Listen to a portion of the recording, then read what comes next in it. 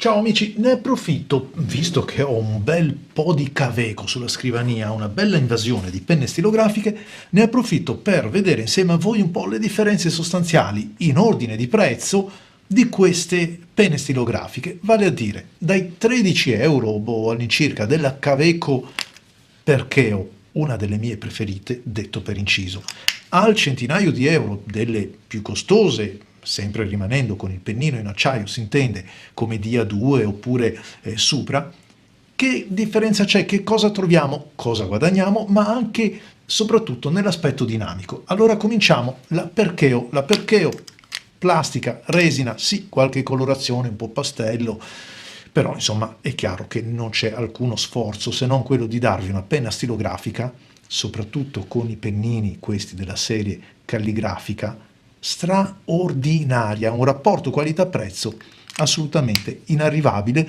al pari di altre penne, per carità, ce ne sono altre sul mercato di altri marchi che fanno altrettanto bene, ma in casa Caveco questa per me resta un punto di riferimento. E l'altro punto di riferimento, senza dubbio, è la serie Sport.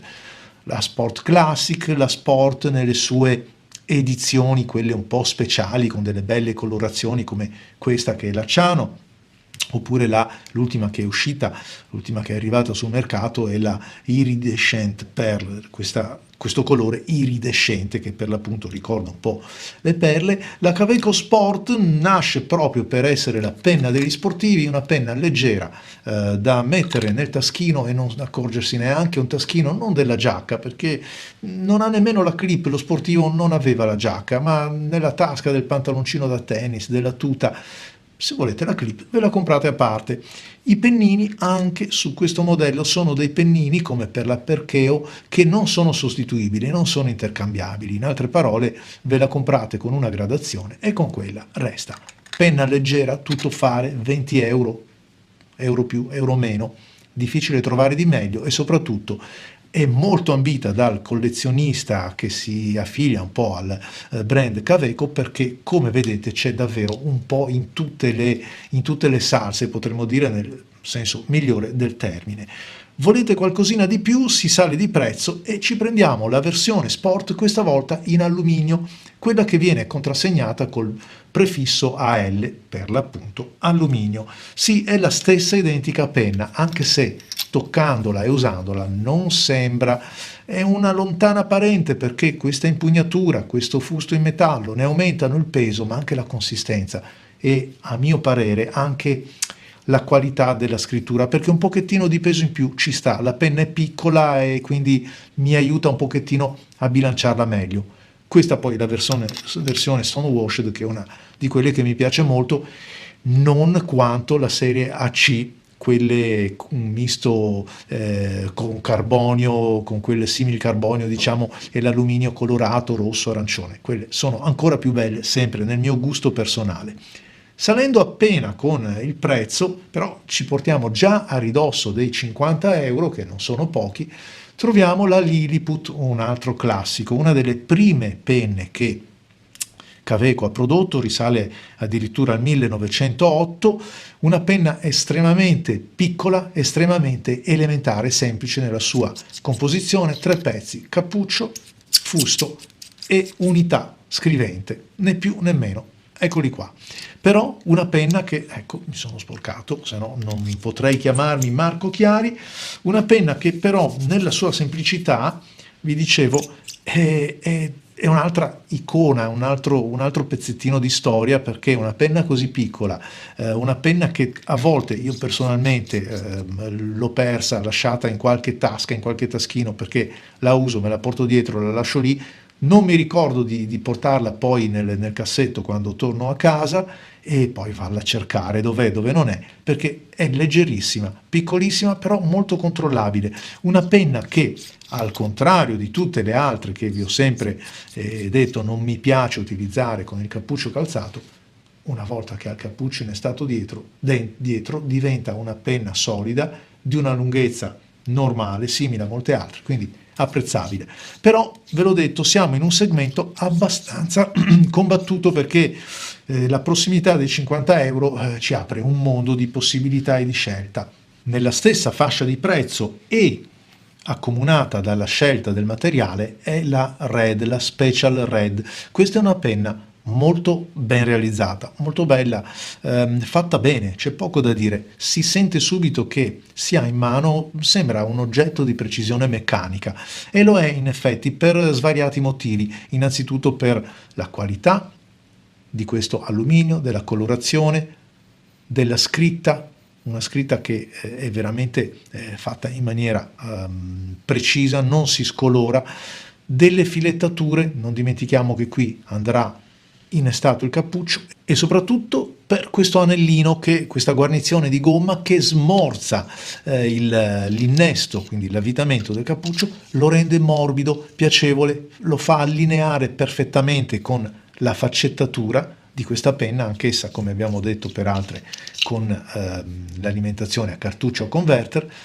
una sezione in metallo, la doratura, perché rosso e oro fanno veramente di questa penna una special edition, ed è effettivamente molto valida. La sto usando in questi giorni perché mi piace, 10 mm di diametro, si impugna bene, un bel rosso, perché ovviamente anche l'inchiostro l'ho messo che faccia pandan con questa penna, molto ben realizzata. Vi dicevo, la qualità degli innesti, guardate, basta appoggiare e si avvita subito, non serve ricercare di metterlo di fino a posto perché se no non entra.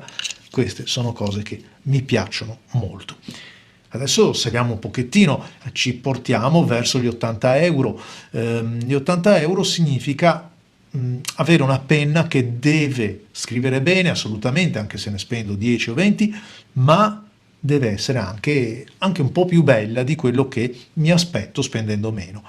Infatti la Kaweco Student va a centrare proprio l'obiettivo. Cominciamo ad avere degli elementi che sono senza dubbio più ricercati, una penna che si sente anche in mano, non solo cresce nel fusto, non solo cresce anche nel peso, ma la qualità della verniciatura, dei componenti, delle chiusure, guardate anche quanto metallo abbiamo, decisamente cresce e si sente, e ne giova anche che cosa? Quando andiamo a scrivere. È una penna decisamente più bilanciata. Perché? Perché non è corta come la Sport, prendiamo il modello questo qua,